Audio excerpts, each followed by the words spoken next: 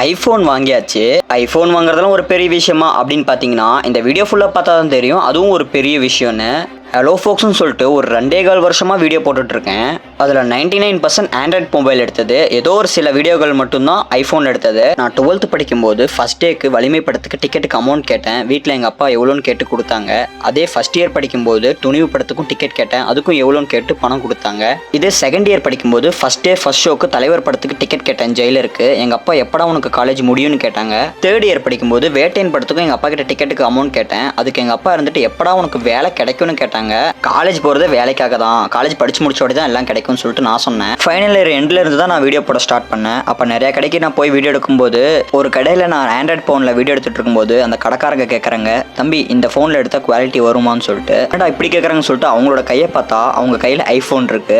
நான் உடனே சொல்கிறேன், குவாலிட்டிங்கிறது எடுக்கிற ஃபோனில் இல்லை, எடுக்கிறவங்க கையில் தான் இருக்குன்னு. அப்புறம் ஃப்ரெண்ட்ஸும் இருந்துட்டு மச்சி நீ வீடியோ போடுறதெல்லாம் ரைட்டா, ஆனால் குவாலிட்டி இல்லை, கொஞ்சம் ஐஃபோன் வாங்குன்னு சொன்னாங்க. ஆனால் சொல்கிறவங்க எல்லாருமே ஐஃபோன் வச்சுருந்தாங்க. எங்கள் அப்பா கிட்ட இந்த மாதிரி ஐஃபோன் வாங்கணும்ப்பா, அமௌண்ட் வேணும்னு கேட்டதுக்கு எங்கள் அப்பா உனக்கு தேவைன்னா நீ தான் வாங்கிக்கணும். அப்போ தான் தோணுச்சு நம்ம வேலைக்கு போய் அமௌண்ட் சேர்த்து வச்சு சொந்த காசில் ஃபோன் வாங்கணும்னு. அப்படி ஒரு நாள் நான் ஒரு கடைக்கு வீடியோ எடுக்க போகிறேன். அங்கே வேலை செய்கிற பையன் கையில் ஐஃபோன் இருந்துச்சு.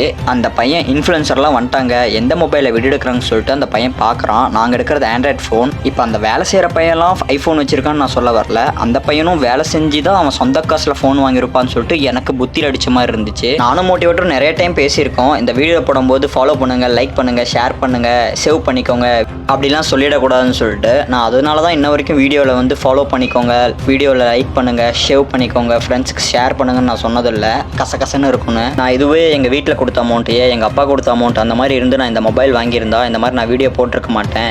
இப்போ எதனால் இந்த வீடியோ போட்டேன்னா, இப்போ ஒவ்வொருத்தவங்களுக்கும் ஒவ்வொரு பொருள் வாங்கணும் சொல்லிட்டு ஒரு ஆசை இருக்கும். எனக்கு இது வந்து பெருசாக ஆசை இல்லை. வீடியோ போடுற நம்ம கையிலையும் ஒரு மொபைல் நல்ல குவாலிட்டியாக இருக்கணும்னு சொல்லிட்டு ஒரு இது. அப்புறம் இந்த ஸ்னாப் போடுறவங்களாம் ஐஃபோன் வச்சுருந்தாங்க, அவங்கக்கிட்டலாம் இருக்குது, நம்ம கிட்டலாம் இல்லைன்னு சொல்லிட்டு நிறைய டைம் எனக்கு தோணி இருக்குது. இப்போ இந்த மொபைல் வாங்கியிருக்கேன். இப்போ வந்து வீடியோ எந்த மொபைலில் வேணால் எடுக்கலாம், வீடியோ போடலாம். ஆனால் வீடியோங்கிறது குவாலிட்டி வேணும்னு சொல்லிட்டு நிறைய பேர் சொல்கிறாங்க. அது ஒரு ரீசனாக இருந்தாலும் நம்ம கரெக்டான ஒரு வீடியோவாக கொடுக்கணும். இப்போ புதுசாக எனக்கு கைட் பண்ணுறதுக்கு ஒருத்தவங்க வந்திருக்காங்க. அவங்க கைட் பண்ண நான் கரெக்டாக வீடியோ போடுவேன்னு சொல்லிட்டு நம்புகிறேன்.